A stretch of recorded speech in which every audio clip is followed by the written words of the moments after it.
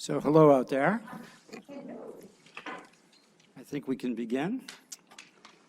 I'm here to talk about women in the town of Marblehead, Mass. in the 19th century. And I will not presume that all of you have been to Marblehead, but I'll bet a few of you have. Are there any folks who have not? Great. Marblehead is a peninsular town about 16 miles up the coast from Boston. And in this time that I am speaking of, which is the early 19th century, it was a poverty-stricken, working-class town amongst the very poorest in all of New England, which is always an amusing way to start because today Marblehead is probably one of the richest towns in all of New England. But there was a really significant working-class history that extended from the late 1780s right on through the 19th century, and that is not generally understood to be part of the history of the town. And as with so many towns in New England, the role of women is also not generally understood to be part of the history of the town. So let me say that I got into this business of looking at women, particularly in Marblehead, because 2 or 3 years ago I was approached by an organization called the Marblehead Female Humane Society, which was looking at its 200th anniversary as a charitable organization that had begun in 1816, made up of women trying to help other women. And that organization has stayed in business 200 years and will probably continue. Its mission pretty much remains the same, of Marblehead people trying to help Marblehead people. It's not so gender related as it once was. But these folks approached me with an idea for celebrating their bicentennial. And I have spent about 40 years of doing microhistory in Marblehead, house by house, looking at the history of houses and families. And I suggested to them that it was probably time for somebody to try to take on the history of women in this town in the 19th century. And I was kind of hoping that maybe someone would override that thought but it didn't happen. So I suddenly was nominated for writing a book that I knew would be tough. And I knew it would be tough because the voices of women, particularly in the first half of the 19th century, and especially working class women, are pretty much silent, and their place in the records, and when we say records, we're usually talking about municipal records, is pretty much invisible. So it was a daunting assignment, and yet I thought it was overdue. I looked around for models, other towns where people had written a feminist history about the town, and there were none. So it was from a standing start that I jumped into this. And as I say, I was looking at the 19th century, from the year 1800 towards the end of the century. What happened in this town, and what was the role of women and girls in the things that happened? And honestly, I spent my first year of research on the book and felt that I had probably done 90% of what I was going to do. And I felt that I really didn't have the book that I had been looking for. And in many ways, I wasn't even close. So I went back and made it into a 2-year project. Luckily, I'd started early enough that the bicentennial was still a year away. And it was by going back in and doing really serious, deep research, looking at women's voices where they were buried in sources that did not advertise them, that I finally came across some of what I was hoping to hear. So that is by way of preamble for this talk. And I will just draw your attention to the cover of the book that we ended up publishing, and these 4 wonderful young women. This is a picture taken about 1880. These are women in their 20s. All of them had begun in the shoe factories as shoe binders. And by the time the picture was taken of these 4 friends, all of them had become dressmakers, as if you can't tell by looking pretty closely at them. And as was so typical of women in Marblehead by this period, 3 out of the 4 of them would never marry, and the one who did get married, on your right, married at the age of 40. So they had very independent lives, not at all like the lives that their grandmothers began back at the beginning of the century. So to give you a sketch of the beginning of that century, Marblehead began in poverty coming out of the Revolutionary War. It had lost about 500 men during the 8 years of the Revolution, and that meant that about 400 widows were left from the war, and many, many, many fatherless children, and the town was never able to overcome that huge deficit in the loss of lives and the poverty of people who survived the breadwinners. This meant that in the 19th century in Marblehead, which is a big town, had about 5,200 people living in it in 1800. It was one of the bigger towns in population in Massachusetts. It meant that for the next 40 plus years, there was no net growth in the town. The net population remained the same from 1800 into the 1840s, and there was almost no growth geographically. No streets were laid out new, and very little new housing was built.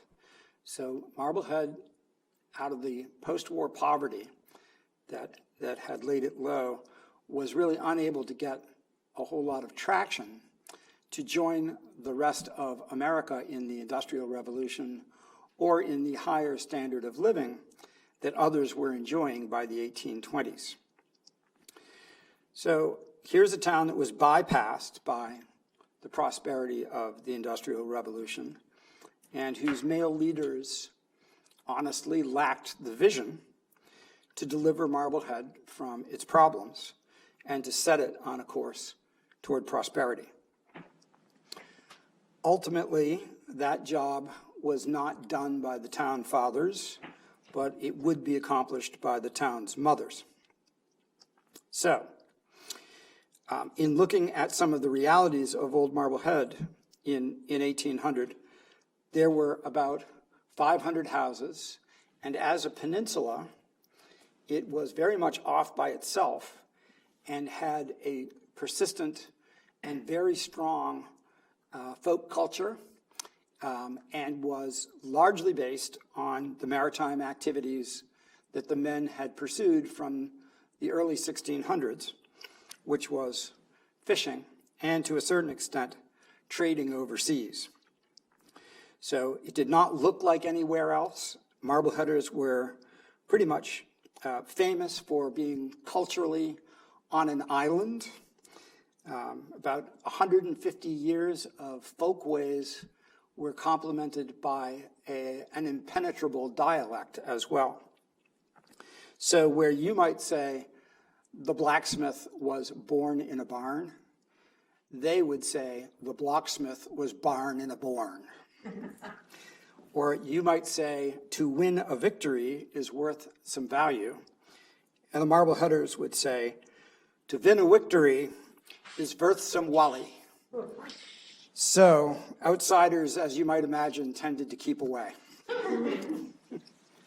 Marblehead was also famous for the stench of its thousands and thousands of dead codfish being cured all along the waterfront by the hundreds of thousands at any given moment in the good weather. This is a wonderful old engraving of a fish yard at work.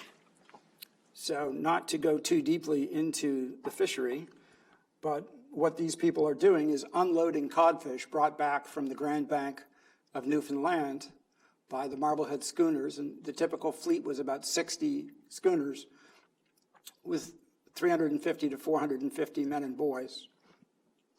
And when the fish came back, it was laid out on what were called flakes, these table-like fish fences, and it would be cured in the sun and the wind for 3 or 4 weeks until it was hard as a board and could be transported overseas. Excuse me. And I know a lot of the other presentations have mentioned the way that our economy in those days was wound into slavery. And Marblehead was no exception. Most of this cured fish went down to the Caribbean. And there it was exchanged with the sugar planters so that they could feed their enslaved people who were working in the sugarcane fields. So here was a cheap form of nutritious food. Excuse me. And for it, the Marbleheaders got big barrels of molasses. And that all came back up to New England. And who knows what it was turned into? Rum.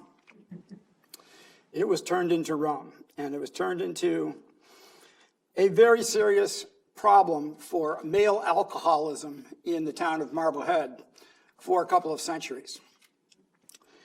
And Marblehead was by no means alone in that, because it was rolled out to the countryside. And the way we have a coffee break in the early 1800s is the way they had a rum break. So these fishermen, and here you're not looking at fishermen, you're looking at people who are fish curers. But the fishermen are off at sea on voyages from 3 to 4 months at a time. One voyage would begin in the spring, one voyage would begin in the early fall. This was spring fair and fall fair, and they would go 1,000 miles out to sea to the Grand Bank of Newfoundland, which was the great codfish grounds. And that's where they would stay, and they would work day and night, men and boys, and pull in tons and tons and tons of cod on each one of these schooners until they had what they called wet their salt, the salt that would preserve the fish to get it back to Marblehead.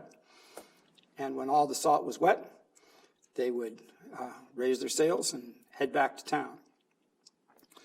The town's fishery is certainly an interesting case in interlocking economic parts and unprofitability. Really, any procedural description of the fishery disguises the disturbing reality that without foreign trade as an element of all of this, fishing was no more than a subsistence business. So fishermen actually did not make enough money to support and protect their families. And the way the town traditionally had made its money was through the purchase of these enormous quantities of fish by the merchant class, who would then send them overseas and exchange them for more valuable goods. And that's how Marblehead had become a wealthy town before the Revolutionary War.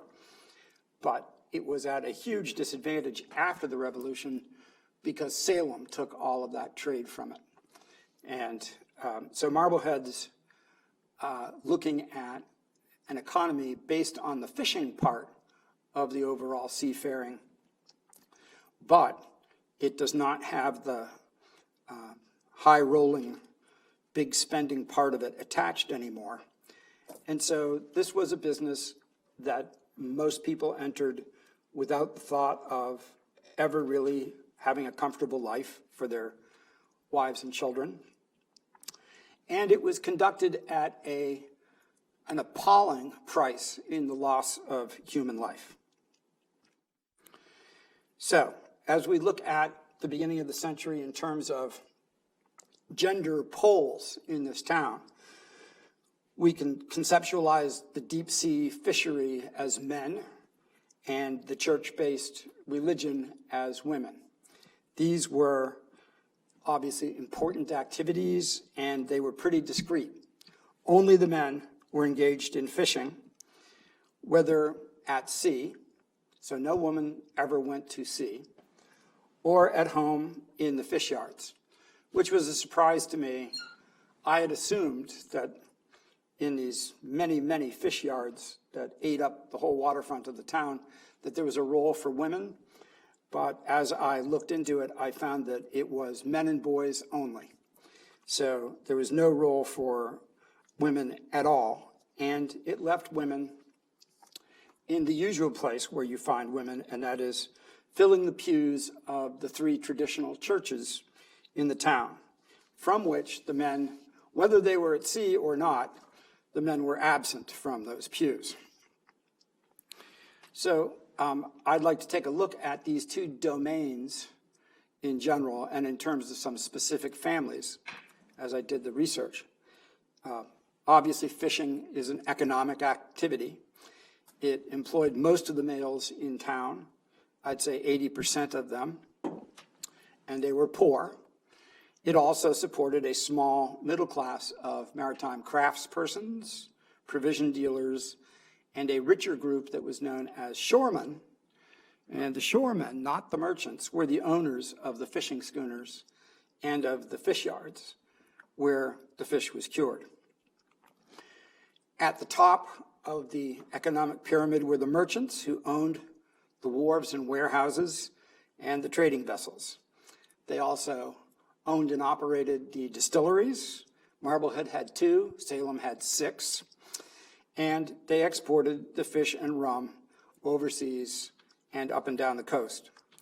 And typically they would import commodities like salt, fruit, cloth, sugar, coffee, flour, and molasses, all things that weren't available in America but had to be traded for overseas.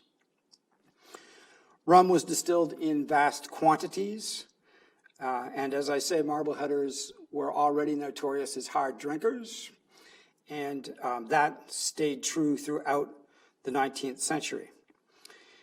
the seafaring population of men had a death rate that was actually worse amongst the merchant sailors than the fishermen. So a young, and I should say the boys began before the mast at the age of 14. So by the time one was 20, one had had plenty of opportunities to fall overboard or lose one's life to a disease even as a teenager. But to give you an idea of this loss, it's a town of 5,000 people, and every year 40 to 50 young sailors were lost in the prosecution of the trading voyages. Most of them died from diseases in foreign ports that they had no immunities for.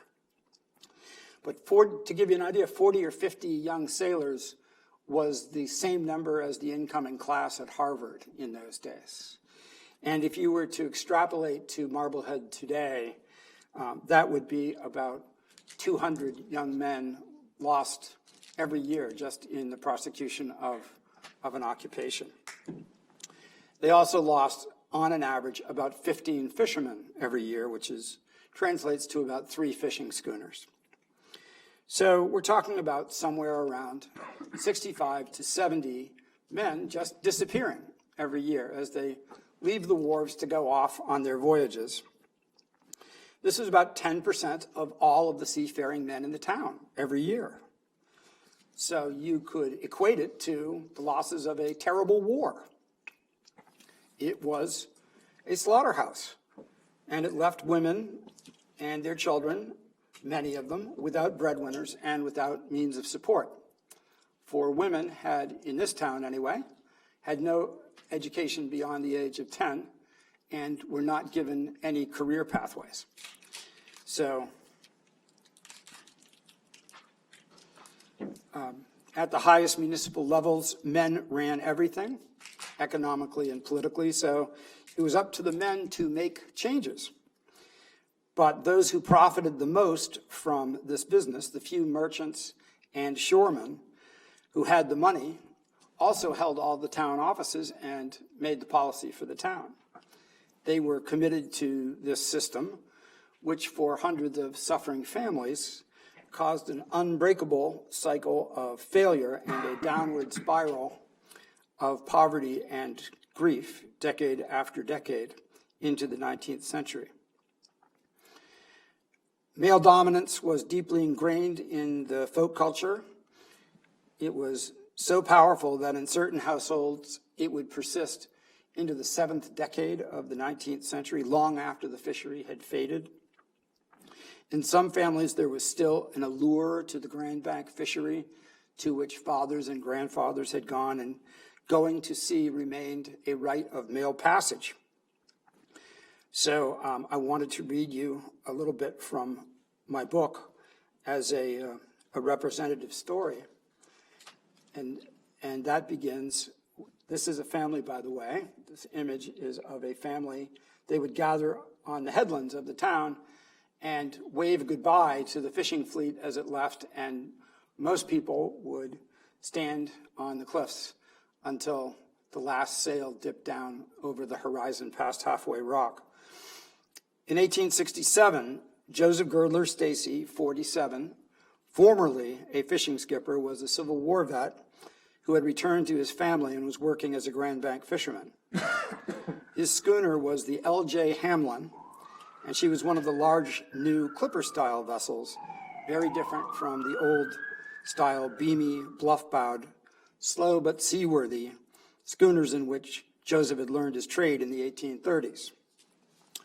The Stacys were a fishing family, and in the 1840s, Joseph's father, Osmond Stacy, and his brother, also named Osmond, had been lost at sea. Now, 20 years later, Joseph's 14-year-old son, Osmond Stacy, was wild to join his father on a trip to the Grand Bank, a place that the boy envisioned as some sort of paradise. Much as young Osmond wanted to go, his mother, Eliza Rhodes Stacy, and all his female relatives united to oppose him. His grandma Rhodes told him,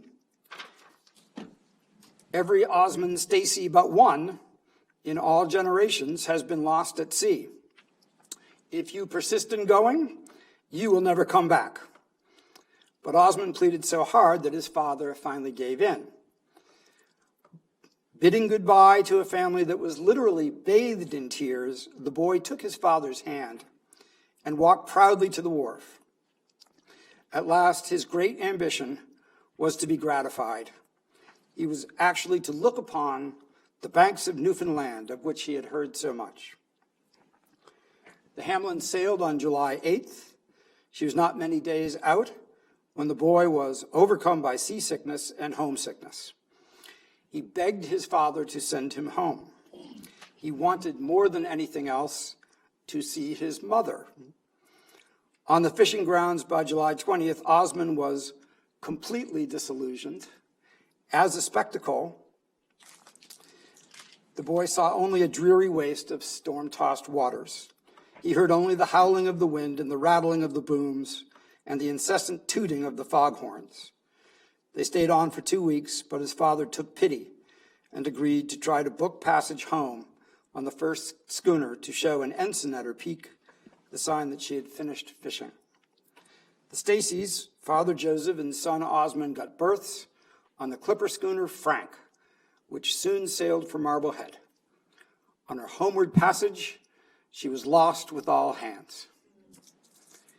So, this is a story that was repeated in this town 3 or 4 times a year. And it's being repeated, in this instance, all the way past the Civil War. And yet men and boys are still ignoring the pleadings of the females in the family. So we respond to the pathos of the death of this boy and his father, but the focus really might better be put on the tearful protests of the women. Grandma Rhodes really bears the burden here. The full weight of her love and concern for many of her menfolk and her friends were felt by thousands of women down through the generations, powerless in the face of this male culture, and despairing as she warns against tempting fate and taking a suicidal risk. And Joseph Stacy is answering her, as men always had, in favor of macho adventure with a pointless and horrible result. So these are the archetypes in a long-standing and deeply tragic dialogue in this town. Spoken or not, it echoed in nearly every Marblehead household in 1800, and it left women profoundly defeated.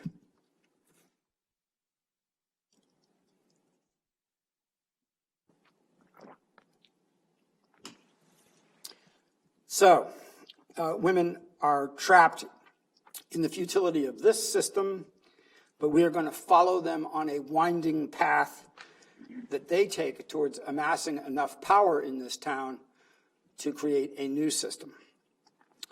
And one typical family of the time was named Millet, a poor fisherman named Zebulon Millet had married a woman named Martha Walton in 1781. They had the usual family of 11 or 12 children. And in the middle, in 1795, they had a daughter whom they named Debbie. Like other girls of the time, Debbie Millet was denied a public education past the age of 10, and she received no training that might have prepared her for a career or some way to earn a livelihood. She attended a dame school, which we would call a nursery school, for a few years, and then she was placed out as an indentured servant to learn how to cook, wash, clean, and sew. She might expect to be stuck in somebody else's household for about 10 years until a fisherman came along and married her. And then she could begin life as an adult, producing babies every 2 years, living in a small apartment, keeping company with other women as all the seafaring husbands left them behind. So even when married, these women were essentially widows. We do not know much about the collective female culture in a town where the men are missing. It must have been very interesting, but it is not the kind of thing that anyone wrote about. We do know that on Mondays in the good weather, all the women in town would gather at one of the local ponds and do their washing together as a communal event. And one might imagine that they had some washing songs to sing, as they do in parts of Britain, and perhaps not unlike the sea chanties that their brothers were singing on board the ships as they did their work. So girls had no school after the age of 10. Their brothers went on to grammar school until the age of 13, and then they entered their apprenticeships, the boys did, as a fisherman or a merchant sailor. A few boys became coopers or shoemakers. And then for the very small group of elite merchant class people in Marblehead and professionals, they built a private academy in the 1780s, which provided an excellent education for boys and girls. This picture was taken the year before they tore it down in 1880, when it was about 100 years old. Unfortunately, the numbers who attended were very small, and the girls, of course, were not allowed to go on to college. So in order to continue the life that they had been leading, they pretty much had to marry one of their brother's friends, or perhaps a relative. Debbie and the Millets probably never saw the inside of this academy. Among the Millets' working class neighbors, many women were raising 4 to 6 children in a fatherless household. The breadwinner had been lost at sea. Family members, none of them affluent, pitched in to give the boys little jobs and to help out the mother, but it was usually a losing game. The best way forward, of course, was to remarry in this culture, but there was a dearth of available husbands since 10% of the adult males lost their lives every year. So there were hundreds more women than there were men in this town. The town fathers were hard-pressed to do the right thing. The tax base was insufficient, thanks to low income and early deaths. And fully 2/3 of the entire town budget in the early 1800s was applied directly to the alleviation of poverty. At any given moment, many widows and children were poised to enter the poorhouse of the town and become a 100% charge on the town for their maintenance. The poorhouse was run by the town and by an elected board, and nobody wanted to see women and children consigned there, partly because of the expense of maintaining them, partly because it doubled as the town prison and the town hospital. So the goal was to help people stay in their apartments and live in the community, even though the women were essentially unable to make a living. It's interesting that the first watercolor, the first image we have from the streets of Marblehead, which is just after 1800, a painting by a guy named Ashley Bowen, is of a funeral of 2 young mariners, which was an unusual event because most of these people lost their lives so far at sea that their bodies never came back. So these 2 young men happened to fall overboard while they were still in the harbor, and consequently we get this image of a funeral coming up from the town hall. So against the doleful realities of life in Marblehead, it has been asserted that the churches provided a social and spiritual home away from the travails and enfolded in Christ's love. It doesn't seem to be that that was the case. The town's main churches, the Orthodox Congregational Societies, were deeply Calvinistic, much more attached to the Old Testament than the New. To them, God was angry, and the kingdom of heaven was open only to those who had been elected to it at birth. And most Marbleheaders could not imagine that they had been elected to the kingdom of heaven, given how difficult their lives were on earth. We know that Zebulon Millet, never attended church, and Martha always did. And she had some children baptized at the first church and some children baptized at the second, which became her favorite. Her devoutness did not lead to her becoming a member. Most working class people never became a member of the churches they attended because they did not feel that they had the wherewithal to make a public confession and go through the rituals of membership. We also know that the minister of the second church was somebody whose deity was a god of terror and not of love, a being whom I was to propitiate rather than a parent of whom I was to ask blessings. In the Millet household, no different from hundreds of others, we feel the full impact of oppression and alienation as we hear from 10-year-old Debbie about the crimes of high culture dogma. Her mother had thoroughly absorbed the Calvinist message of the Harvard-trained minister. Mrs. Millet assured her children, and this is a quote from her, "We can do nothing by ourselves, but the elect would be saved by God." Young Debbie, at the age of 10, was already secretly disagreeing, believing that she could follow Jesus and God would reward her. She tried to be good one day at a time, but the effect of the minister's preaching was to overwhelm her with a sense of sin. As she recalled it, "I did not want to be wicked, and I would wish that I might be good and go to heaven. The trouble was, I did not know how to be good. My mother used to talk to her children, but she never prayed with us. She did not think a woman's voice should be heard in prayer." And in looking at my sources for trying to understand the plight of women in this town, nothing was more powerful than this reminiscence of a young teenage girl feeling that, in her case, God was the ultimate male authority figure, and the God that women worshipped in Marblehead had no interest in hearing their prayers, to the point that her mother actually refused to pray out loud and kept her daughters from praying. As I say, this was really the religious part of female life was by far the most powerful part of their lives. So they were truly alone here.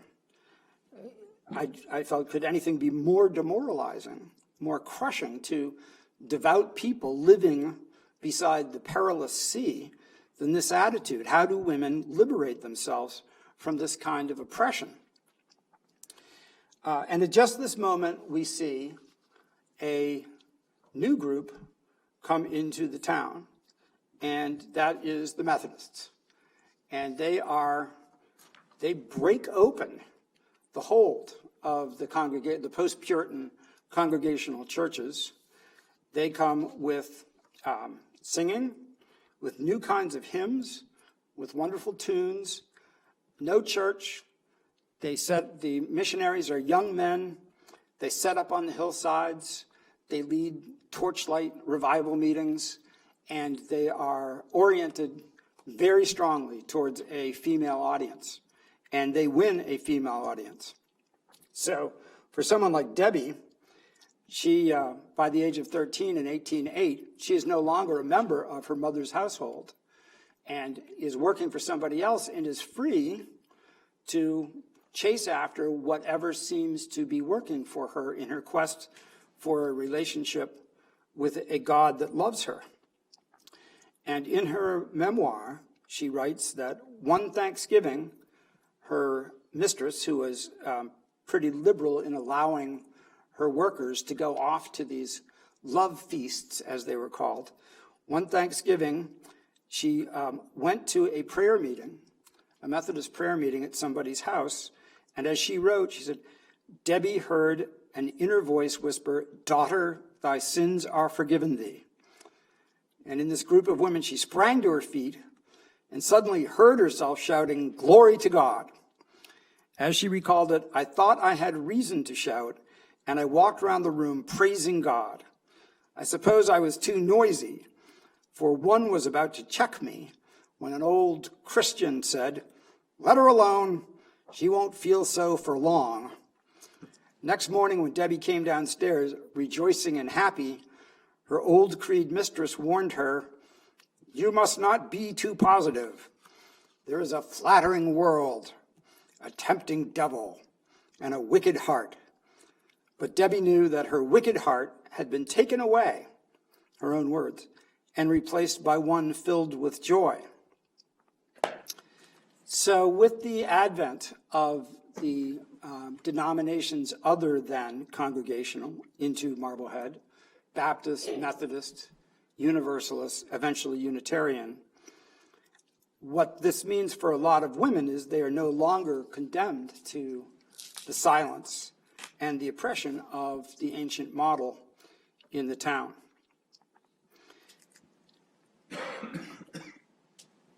The War of 1812, of course, brought more disruptions with it, more losses, although it's hard to believe that there could be larger losses than the fishery and trade were already inflicting on the men. By the end of this short war, 700 men and boys from Marblehead were missing. They were all in British prisons, but no one back home knew that. Of course, everyone at home imagined that they were dead and hoped that they weren't. And as it happened, most of them did survive, but the town had been almost completely stripped of teenage men and teenage boys and adult men. The following year, as these guys came back from being prisoners of war, there was a disastrous storm out on the fishing banks, and about 30 men were lost in the fall. And the year 1816 was the famous year with no summer, where there was a crop blight all through New England and not enough food. And this was the moment at which the Female Humane Society was founded by about 100 well-to-do women. It had been the thought of the almost Unitarian minister, John Bartlett, that women were probably better suited to help other women than the men of this town had proved to be. And so he suggested, on the model of Boston and Salem societies, that a group of women come together to look after the needs of the poorest women in the town. And so they did, and the Female Humane Society got engaged in the business of buying large amounts of groceries and baked goods and distributing them to widows, young and old, throughout the town, trying to raise little kids. And as I looked in the records, it was wonderful to see that for the very oldest widows, in addition to the baked goods and the groceries, they would hand out bottles of wine. So as we look at Debbie, who is sort of passing out of her girlhood into her womanhood by 1819, she has cheated her fate as a fisherman's wife. And at 24, she marries a Methodist preacher, an itinerant, who would come to Marblehead. And she would spend the next 10 years on the road all over New England. And by 1829, the Methodists of Boston had invited her husband to come and take over the Seamen's Bethel in the North End. He did a fantastic job as the preacher to the roving sailor community here in this big seaport. And the rich men of Boston in 1834 staked him to a much larger church and then built a hotel for visiting sailors, which was managed by Debbie Millett Taylor. Her husband ended up being one of the most famous people in America at the time, Father Edward Taylor, he was known as. When Dickens came to America, the only minister he sought out to hear preach was Edward Taylor. Both Emerson and Whitman attested to him as being the greatest religious orator they had ever heard. And if you remember your Moby Dick, the character of Father Mapple was based on Edward Taylor. And this is how we ended up with Debbie's diary. When the biography of her husband was written, her son-in-law made sure that Debbie's diary was actually printed verbatim alongside the writing about Father Taylor.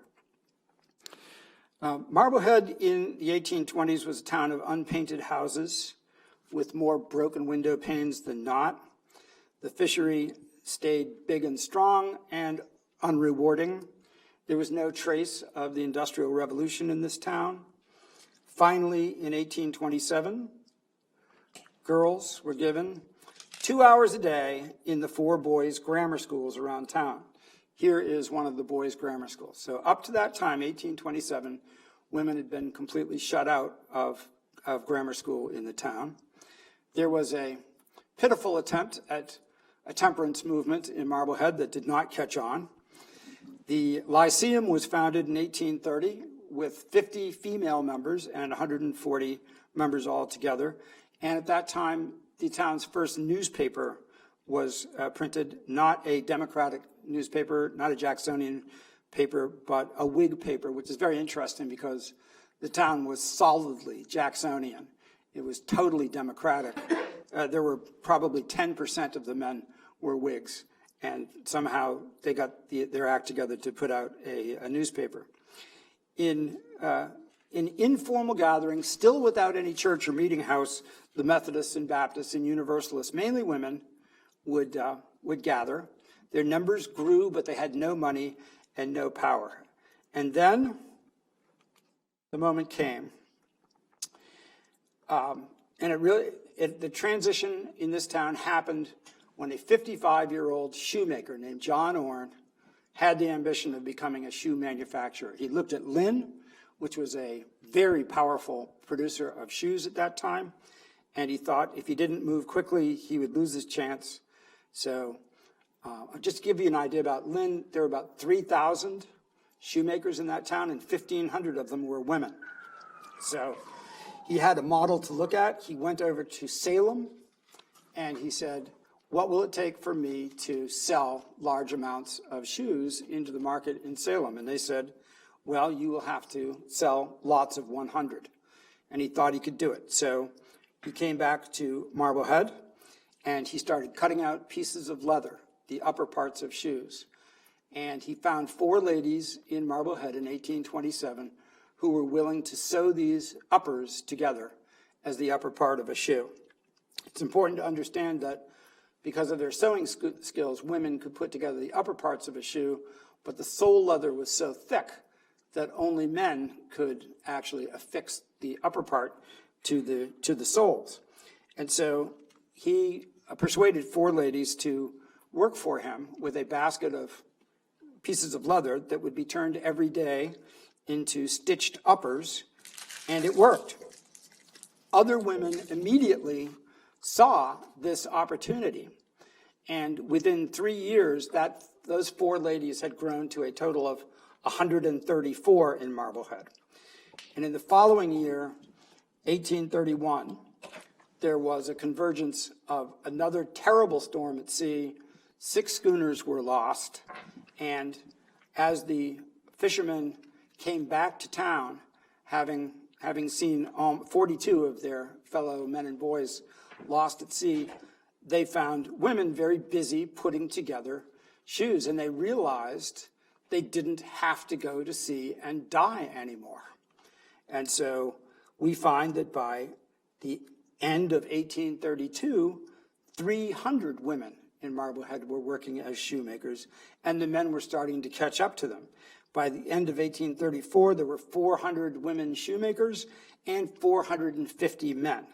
So in a matter of just a few years, the women, by seizing on the opportunity of going into the business of shoemaking and doing what they could, had made it possible for the men to retire from this fatal business that they'd been involved in. And the efflorescence of all of this is we see women are given opportunities to put their money where they really cared about it, and that was into the building of brand new churches. This is a Methodist church, this is a Unitarian church, all built on with women's money. And so you might say that having transformed the town, they were able not just to put money into these institutions, but they were also spared the problem of marrying fishermen anymore in the history of Marblehead. And that ends my talk.